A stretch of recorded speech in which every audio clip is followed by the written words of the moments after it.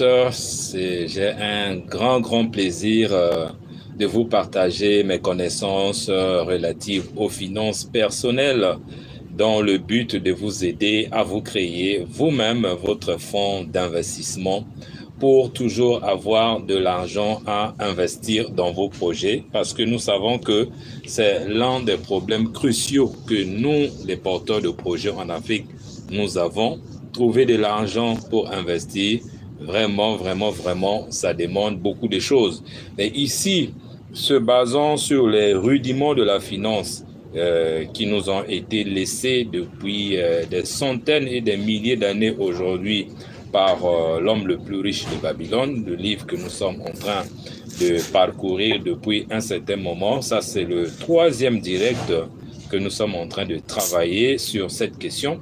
Donc, si vous n'avez pas encore vu les deux premiers directs, allez les chercher sur cette chaîne, vous allez les trouver. Aujourd'hui, on va essayer un peu de clore ce chapitre-là avec l'homme le plus riche de Babylone. Aujourd'hui, nous allons parler des 5 lois que nous devons respecter afin de réussir à créer notre fonds d'investissement. Dans les deux premiers directs, nous avons vu l'importance de l'épargne. Nous avons compris que lorsque l'argent rentre dans nos mains, la première personne que nous devons payer, c'est nous-mêmes, en mettant pas moins de 10% de notre argent de côté. Et dans le deuxième moyen, le deuxième principe, nous avons vu comment est-ce qu'il fallait maintenant fructifier cette épargne et comment est-ce qu'il faut la garder en sécurité. Et je vous ai donné des conseils sur les banques, comment ça fonctionne, les crédits, tout ça là, je vous en ai parlé. Mais ici, nous allons être focus sur les 5 lois. Et quand on parle de lois, les lois de finances, ce sont des lois qui ne badinent pas. Lorsque nous les respectons, nous finirons par s'en sortir. Peu importe la situation délicate ou chaotique dans laquelle nous pouvons nous trouver aujourd'hui, mais si nous les négligeons, et nous finirons aussi par payer cher le prix de notre ignorance ou le prix de notre négligence. Donc, sur ce point, je crois qu'on se comprend bien, et surtout, si vous avez des questions à poser, c'est le moment de le faire. Lorsque nous sommes en direct, j'ai la possibilité de répondre directement à votre question parce que je sais que tout le monde n'a pas la même situation financière, tout le monde n'a pas les mêmes difficultés financières.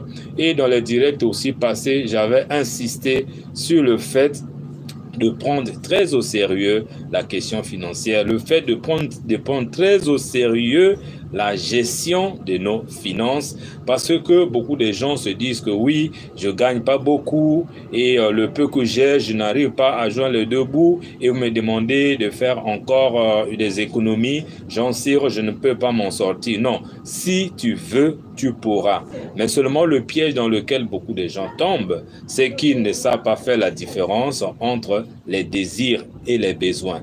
Beaucoup de gens mettent leur argent dans des désirs alors que le désir ne nous rapporte rien. C'est beaucoup plus du gaspillage d'argent au lieu de se focaliser sur les besoins et de mettre en priorité certains principes. Et donc, les deux lives passés aussi, disons dans le dernier live passé, je vous ai donné une formule que vous pouvez utiliser pour bien gérer votre argent afin de vous permettre en même temps de mettre l'argent de côté, en même temps de payer même la dîme, en même temps de faire face à vos besoins quotidiens, en même temps de créer son fonds d'investissement, en même temps pour payer les dettes si vous en avez, et en même temps pour avoir de l'argent qui va vous servir à répondre aux imprévus qui ne manquent pas en Afrique.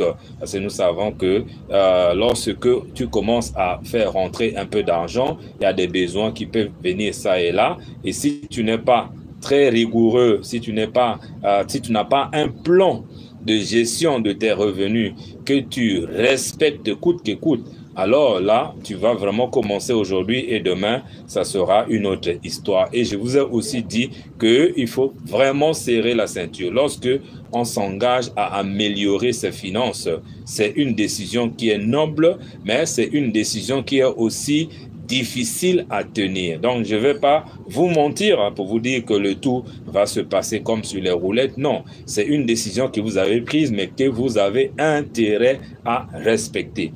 Et parlons toujours de l'épargne. Je vous avais dit que nous devons tous considérer cette habitude de mettre de l'argent de côté comme si c'était une dépense obligatoire. Et ça, c'est important. Une dépense obligatoire, c'est que nous devons le faire. Sinon, on va perdre une partie de notre vie, de notre jouissance, de notre tranquillité d'esprit. Et ça, c'est important.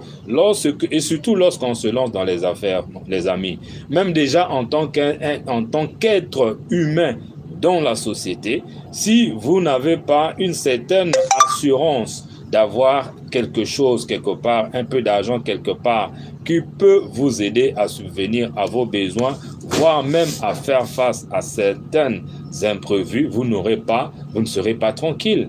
Vous ne serez pas tranquille. Donc, c'est très, très important de tenir en compte cette habitude d'épargner de l'argent. Donc, aujourd'hui, comme je vous ai prévenu, nous allons parler des 5 lois. Que dit la première loi de l'argent que Akkad, l'homme le plus riche de Babylone, avait enseigné aux Babyloniens dont le roi avait dépêché chez lui afin d'apprendre les rudiments de la finance et ce qui avait fait la fortune, je dirais même la richesse de cette dynastie babylonienne. Ce sont les mêmes informations, c'est le même savoir que je suis en train de vous partager ce soir. Et beaucoup de personnes les ont. Voilà, il y a Manset qui est là. Bonjour, salut. Merci de ta fidélité. Hein. Tu viens toujours dans les directs.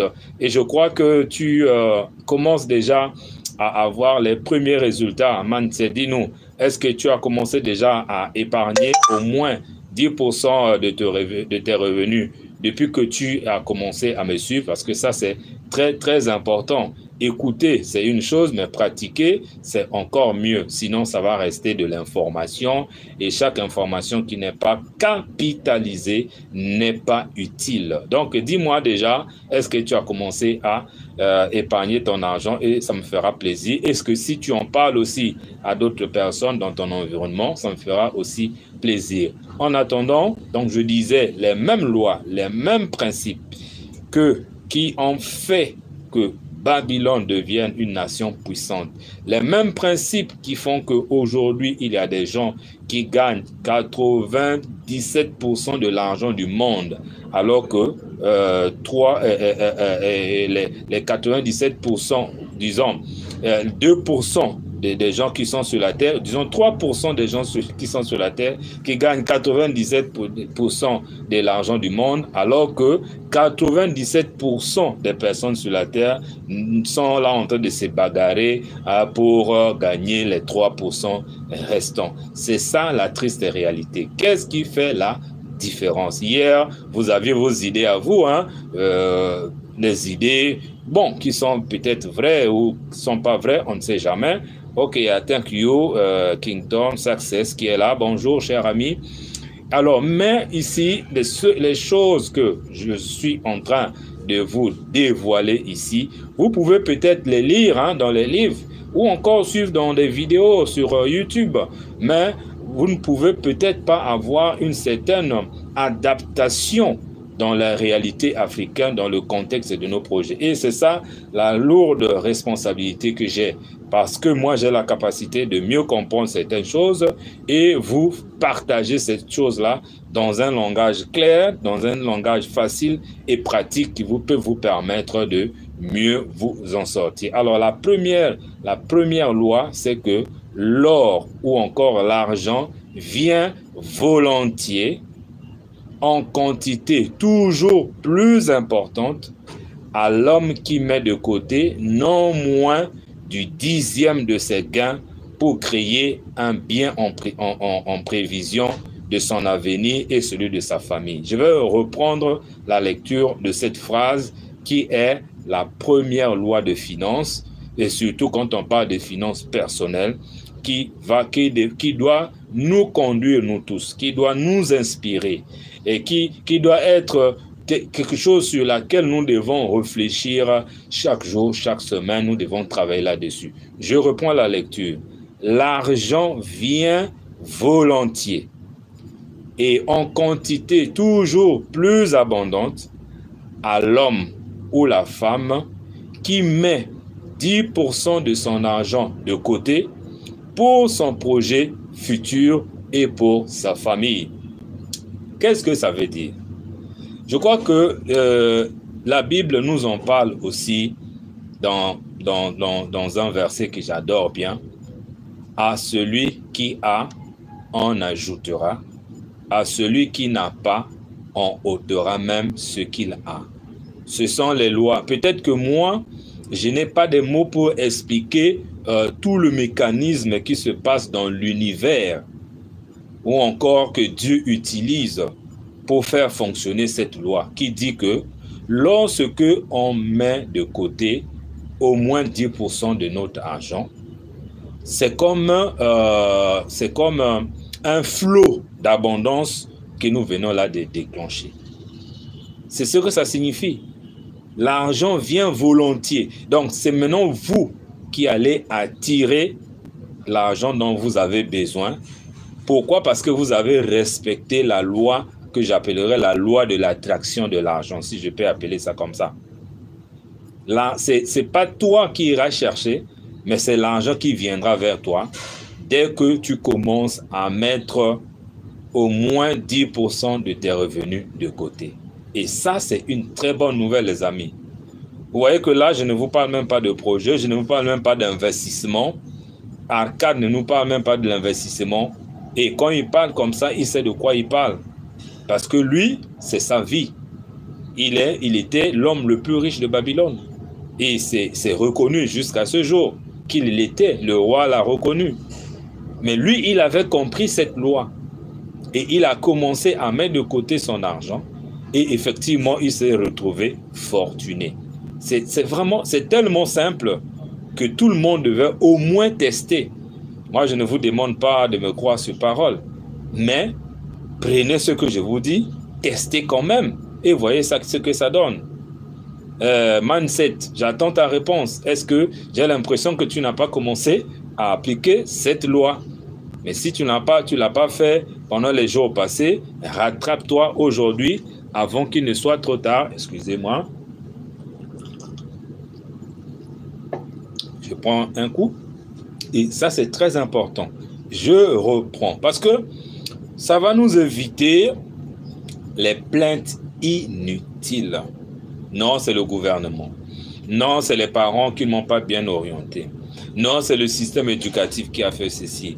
Non, les affaires dans notre pays, ça ne marche pas. D'abord, les fondamentaux. C'est ce que je suis en train de vous apprendre. Je reprends cette loi avant de passer à la deuxième parce que je veux vraiment me rassurer que ça, vous comprenez bien et que vous allez mettre en pratique.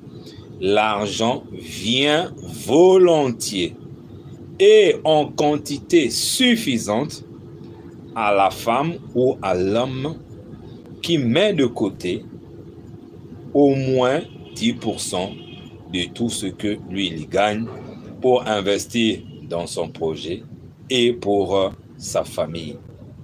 Là, c'est vraiment clair.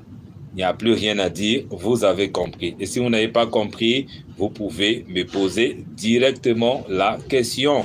Et si vous avez une particularité dans vos finances, une situation que vous trouvez difficile à gérer par rapport à ces principes, c'est le moment d'en parler. Comme ça, je vous donne mes idées, mes conseils directement.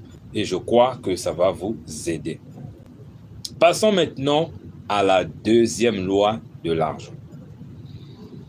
L'argent travaille diligemment et de façon rentable pour le sage possesseur qui lui trouve une utilisation profitable, se multipliant même comme les troupeaux comme les troupeaux dans un champ. je vais reprendre aussi cette loi. Vous allez comprendre que c'est merveilleux, ce que nous sommes en train d'apprendre au sujet de l'argent.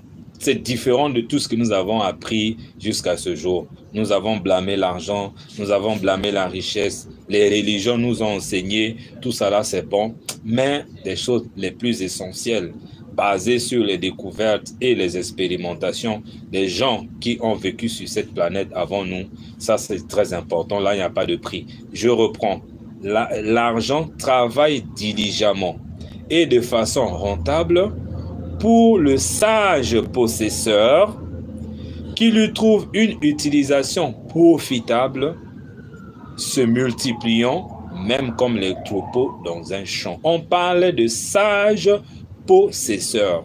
Vous vous rendez compte que l'argent est une affaire de sagesse. Mindset, voilà, il dit, ouais, j'ai ce problème, hein, monsieur Jean, je dépense sans même m'en rendre compte et après je me retrouve presque avec 5% de ce que je gagne. Voilà, voilà Mindset, merci pour ton honnêteté. Tu n'es pas le seul à être dans cette situation. Gagner et dépenser sans se rendre compte. Alors, tu as, mon ami, tu as une obligation. J'ai une recommandation à te donner maintenant. Cesse de dépenser sans compter. Dès que tu termines de suivre ce direct, achète un cahier si ce n'est pas encore fait. Même trouve une feuille, avoir un stylo et un cahier dans ta poche. Chaque fois que l'argent sort, tu notes. Et la fois passée, je vous ai dit, étant donné que nous avons pris une mauvaise habitude de ne pas faire attention à nos dépenses, ça ne sera pas facile. Les choses ne vont pas se changer du jour au lendemain. Mais si on tombe, on doit faire comme un enfant. Quand il apprend à marcher, qu'est-ce qui se passe? Il tombe, il se fracasse, ça fait mal, il pleure. Mais ce n'est pas tout. Il doit se relever et reprendre et continuer à zéro. Mais malheureusement, nous, les adultes, nous ne faisons plus comme les enfants. Quand on tombe, ben on ne se bat plus pour se relever. On dit, bon, c'est la vie qui est faite comme ça. Nous, là, on n'a pas la chance. Non, bon, je n'y peux rien. C'est la volonté de Dieu. Parfois, nous mettons notre médiocrité sur le Seigneur, sur Dieu. Et ça, c'est pour les chrétiens ou les croyants. Beaucoup que je connais. Il y a un qui les gens me disent, bon, monsieur Jean-Cyr ou monsieur Cyr, je le ferai si Dieu le veut. Moi, j'ai toujours une réponse, une réplique. J'ai dit, si c'est bon, Dieu veut déjà. Parce que Dieu veut les bonnes choses. Si c'est bon pour Dieu, si c'est bon pour toi, si c'est bon pour les autres, Dieu est déjà d'accord, tu n'as plus à attendre la volonté de Dieu. Maintenant, si tu ne fais plus, ça, ce n'est plus Dieu. Donc, Mindset Pro reprend aujourd'hui à la prise de conscience, c'est important. Mais déjà, c'est important le fait que tu sais que tu dépenses, mais tu ne calcules pas. Voilà, tu ne comptes pas. Ça, c'est très important des vainqueurs aussi. Hein. Donc, j'étais en train de dire à mon ami Mindset que c'est comme ça, hein, c'est comme ça. Aujourd'hui, tu essaies, après demain, tu tombes et ainsi de suite. C'est la marche, c'est normal. Donc, moi, je te demande de reprendre carrément l'exercice de l'épargne et avec le temps, ça va vraiment fonctionner. Donc, je parlais de la deuxième loi. Nous avons parlé de la première loi. La deuxième loi, l'argent travaille diligemment et de façon rentable pour le sage possesseur. Et un sage possesseur d'argent, c'est celui qui trouve une utilisation profitable. Ça peut être mettre dans un projet, ça peut être un autre besoin pour la famille. Donc, lorsque vous respectez le principe de l'épargne et que vous créez votre fonds d'investissement et que vous investissez dans un bon projet, vous ne pouvez que gagner. Dieu, l'univers, va être derrière vous pour vous permettre de réussir. Il n'y a pas de panique, croyez en ça s'il y a quelque chose sur laquelle on doit croire en dehors de Dieu, c'est sur les lois de finances, que les gens pensent que c'est réservé peut-être pour les grands universitaires, les gros cerveaux que vous connaissez, mais ce sont les lois-là qui doivent s'appliquer dans notre vie personnelle, dans notre vie sociale, dans notre entreprise, dans notre pays. Ce sont les mêmes lois. Passons maintenant à la troisième loi qui a fait de Babylone la nation ou le royaume le plus riche, le plus puissant et qui fera de vous aussi un entrepreneur puissant, je le souhaite. L'argent demeure sous la protection d'un possesseur prudent qui l'investit selon les conseils des hommes sages. Très important parce que ça me fait plus de 20 ans de coaching, les amis, que je suis dans le coaching, je suis dans les relations humaines, je travaille avec des porteurs de projets. J'ai commencé dans le marketing de réseau et après, bref, il y a toute une histoire. J'ai remarqué que l'Africain a cette mauvaise habitude-là de croire à des conseils des gens qui n'ont même pas une certaine sagesse, qui n'ont même pas une certaine expérience. Nous croyons facilement à ce que un tel avait dit. Et ce un tel qui t'avait dit là, lui aussi, il avait entendu d'un tel qui l'avait dit, et ainsi de suite. Je vois ça beaucoup dans les porteurs de projets. Non, bon voilà, si je me suis lancé dans l'élevage des poules pondues. Ok, mais comment tu as fait pour te lancer? Quel a été l'objet de... Qu'est-ce qui a fait que tu puisses choisir les poules pondues? Non, on m'avait dit que ça marche. Voilà. Donc voilà quelqu'un qui est prêt à miser ses économies qu'il a acquis difficilement sur un projet dont il n'a même pas analysé, dont il n'a même pas testé. Mais par contre, il a entendu quelqu'un lui dire que c'est bon et le voilà, il met l'argent à l'intérieur. Vous ne pouvez pas réussir comme ça, les amis. On dit même que l'argent échappe à l'homme qui l'investit dans des projets, dans les entreprises avec lesquels, il n'est pas habitué. Non, ça c'est la quatrième. Là, c'est la quatrième loi. L'argent demeure sous la possession du possesseur prudent qui l'investit selon les conseils des hommes sages. Vous voyez, ce que je suis en train de vous donner aujourd'hui, ce sont les conseils des hommes sages. Et vous avez pris la bonne décision d'être là. Vous êtes là au bon moment, au bon endroit.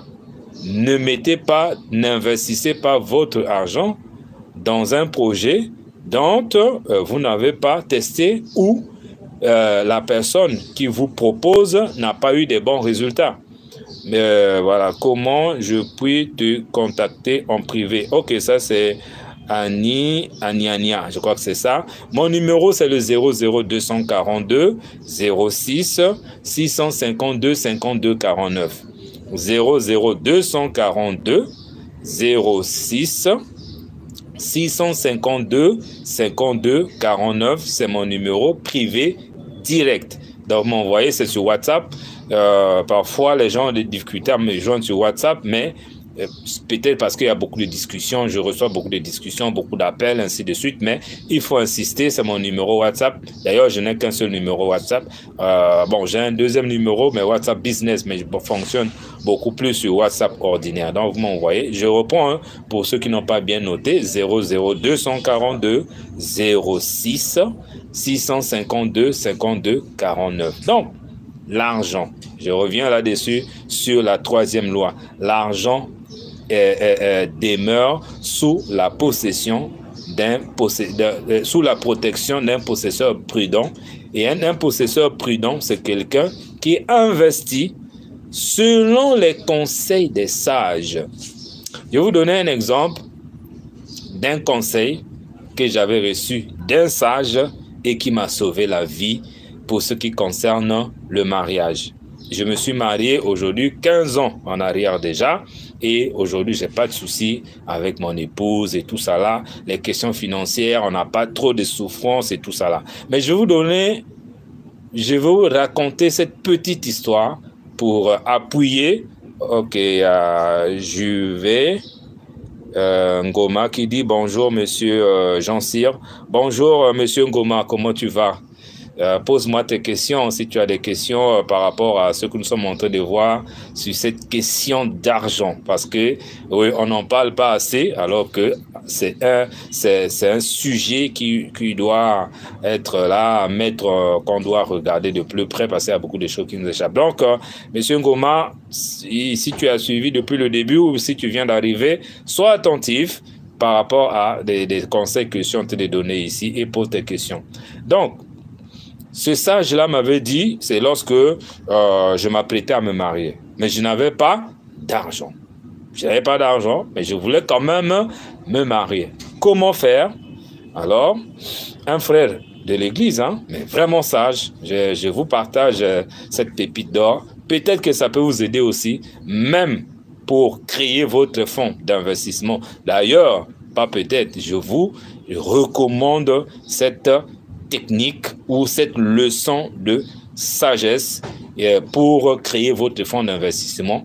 Peut-être vous marier si vous voulez vous marier, parce que pour moi c'était pour le mariage. Il m'a dit ceci, écoutez les amis, c'est des choses, tu vas aller à l'école, on ne t'apprendra pas ça. Même à la télé, on ne t'apprendra pas ça. Mais ce n'est que dans une vie pratique comme les nôtres. Il me dit, Jean-Cyr, tu veux te marier, voici ce que je te propose de faire. Si tu le fais, toi-même tu verras les résultats. Mais si tu ne le fais pas, les années vont passer, tu n'auras pas l'argent dont tu veux. Va à la banque. Ouvre un compte à 2 signatures. La première signature, c'est la tienne. Mindset dit, qu'entendez-vous par un homme sage dans cette loi? Oui, un homme sage, c'est un... attends. Oui, mais c'est ce que je suis en train de vous dire là. Je suis là en train de vous donner un exemple d'un homme sage. Mindset. Là, je suis en train de vous donner un exemple d'un homme sage. Un homme sage, c'est quelqu'un qui a de la sagesse, surtout en termes d'argent et de business. Là, nous sommes dans un cadre bien précis. La gestion d'argent et la gestion d'une entreprise prospère. Voilà. Donc déjà, un homme sage, c'est quelqu'un, parce que chaque fois, il y a un adage qui dit, chaque fois que vous voyez une entreprise prospère, sachez qu'un homme sage est derrière. Ah oui, nous avons de grosses entreprises, mais si c'est seulement comme ça, ça ne peut pas arriver. Mais là, je suis en train de vous donner un exemple, mais dans un contexte, mais que vous pouvez adapter à votre contexte. D'accord? Mindset. Donc, il me dit, va ouvrir un compte à 2 signatures. La première signature, c'est la tienne. Mais la deuxième signature, c'est la mienne. Et donc, un compte est ta signature et ma signature. Pourquoi je te dis ça? Il me dit, parce que, et encore lorsque tu vas ouvrir ce compte-là, il faut bien préciser à la banque, parce qu'il y a aussi des comptes à 2 signatures, mais qui sont ouverts. Oui, donc il faut bien préciser à ta banque que il faut que ça soit fait de façon que personne entre les deux ne peut venir retirer sans la présence de l'autre. Partie très importante. Ah oui, Donc du coup, ni lui, ni moi, personne ne pouvait aller retirer l'argent dans ce compte sans la présence de l'autre. Vous savez qu'est-ce qui s'est passé?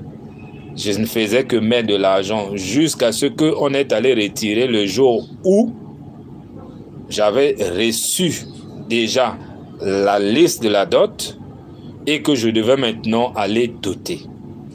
Donc, il fallait maintenant aller acheter de la marchandise pour la dot et ce n'est que ce jour-là qu'on est allé, lui et moi, pour aller récupérer l'argent et c'était déjà à hauteur de millions. Alors qu'à l'intérieur, je ne mettais que les 10 000, les 5 000, les 20 000. En fait, il m'avait donné 2 consignes. Il dit, première consigne, tu ne pourras pas aller retirer seul.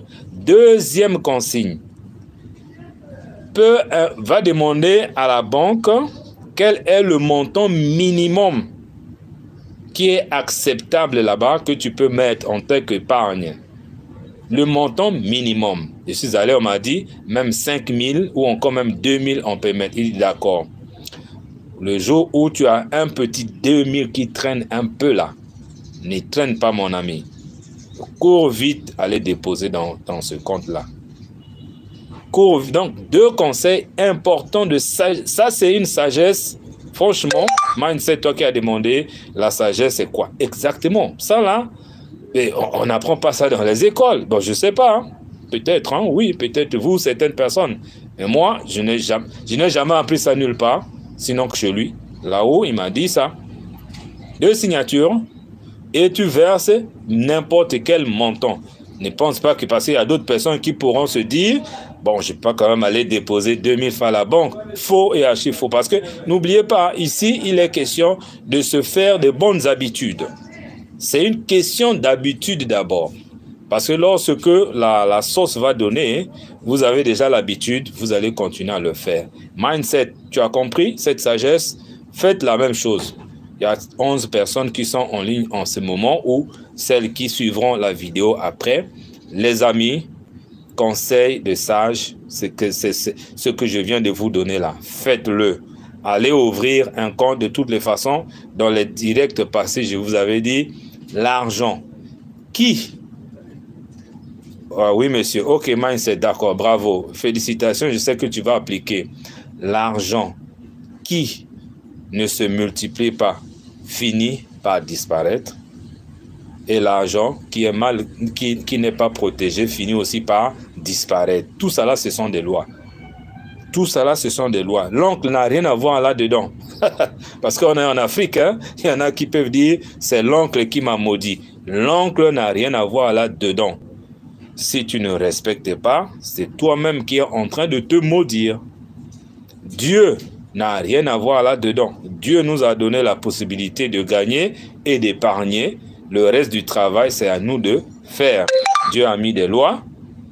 Si tu respectes, tu es béni. Si tu ne respectes pas, tu es maudit. Voilà Dieu. Il n'y a pas autre chose. Ce n'est pas les jeûnes et les prières qui vont faire que notre économie ou encore l'argent reste sans augment dans le compte comme ça, par magie. Mais vous le savez bien.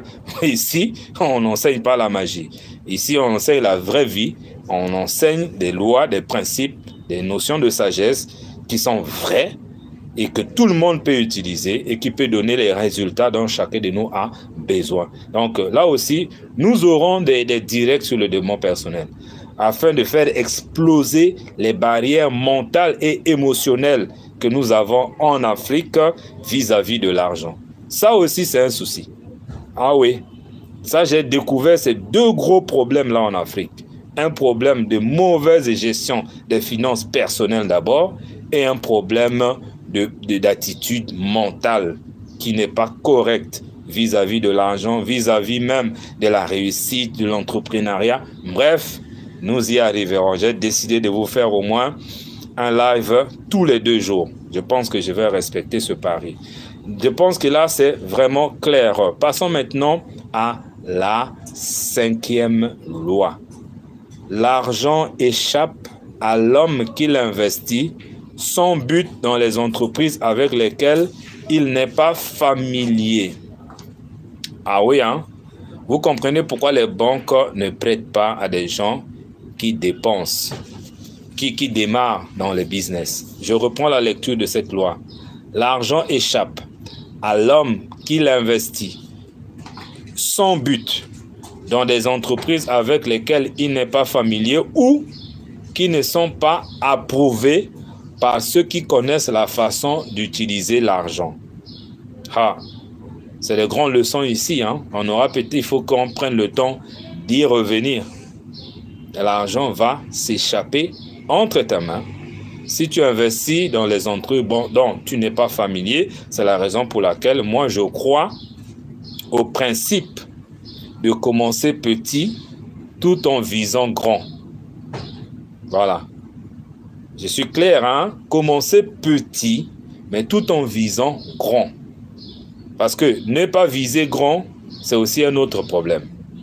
Je vois aussi beaucoup de porteurs de projets, quand tu discutes avec lui, non, lui il voit seulement aujourd'hui et demain, 1 année, 2 ans, il ne peut pas se projeter dans 10 ans, dans 20 ans, dans 30 ans, dans 50 ans. Ça aussi, c'est un problème. Voilà. Donc, on commence petit pour tester. tu investis un peu dans quelque chose juste pour tester, pour voir si ça marche. Moi, quand je démarrais dans l'élevage des poules pondeuses, je ne sais pas si vous connaissez l'histoire, j'avais commencé avec 50 poules pondeuses. Après, c'était même réduit jusqu'à 23 poules pondeuses. Mais je me rappelle le jour où j'ai fait une vidéo pour montrer ça sur ma chaîne YouTube, il y a quelqu'un qui se moquait gravement de moi pour dire, voilà, il est en train d'élever les bestioles. Voilà, c'est même l'expression qu'il avait utilisée. Alors, lui ne savait pas que j'étais là dans une logique de commencer petit afin de maîtriser tous les paramètres à petite échelle et réduire le risque d'échec lorsque je vais lancer à grande échelle. Donc, vous n'avez que deux choses à faire. Soit, si vous n'êtes pas familier dans le projet ou dans l'entreprise que vous voulez lancer, commencez petit. Mieux vaut essuyer les échecs et mieux vaut perdre un peu d'argent dans un petit projet que de perdre beaucoup d'argent dans un gros projet. Le choc là va être difficile à supporter. Donc, soit tu démarres petit et tu vises grand et tu montes graduellement, mais soit tu commences grand, mais sous la protection des conseils d'une personne qui a déjà réussi dans ce domaine, qui a de l'expérience, et c'est pas fini, parce que j'ai découvert qu'en Afrique aussi, il y a des gens qui ont réussi, qui ont de l'expérience, qui peuvent te dire, oui, viens, je vais t'accompagner, je vais t'aider, je vais tout te montrer, mais qui continuent à cacher certaines choses. Là encore, c'est un souci. Il faut être sûr que la personne est honnête, la personne est, on va dire, cherche à aider les autres d'un cœur pur, sincère, et qu'il est capable de mettre à votre disposition toute sa sagesse et toute sa connaissance. Ça, c'est très, très important, les amis. Et pour ne pas tirer trop en lance direct, la cinquième loi, c'est que l'argent fuit l'homme qui le force à rapporter d'impossibles gains ou qui suivrait le conseil séduisant des fraudeurs et des trompeurs et qui se ferait à la propre inexpérience ou encore à des investissements romantiques. Ça aussi, c'est encore quelque chose que j'ai vu dans le porteur de projet africain. Nous voulons, dès qu'on investit aujourd'hui, demain, on a 100% des bénéfices. Ça dépend d'abord de quel type d'investissement tu fais. Ça dépend de la nature de ton projet. Il y a certaines activités là où vous ne pouvez pas commencer à gagner même 50%. Non. Vous allez commencer par 5% de bénéfices. Après, ça monte à 10% de bénéfices. Ça monte à 15% de bénéfices. À Choumou, Freddy dit, pouvez-vous répéter cette loi, s'il vous plaît? D'accord, ben je la répète volontiers. L'argent fuit l'homme qui le force à rapporter d'impossibles gains.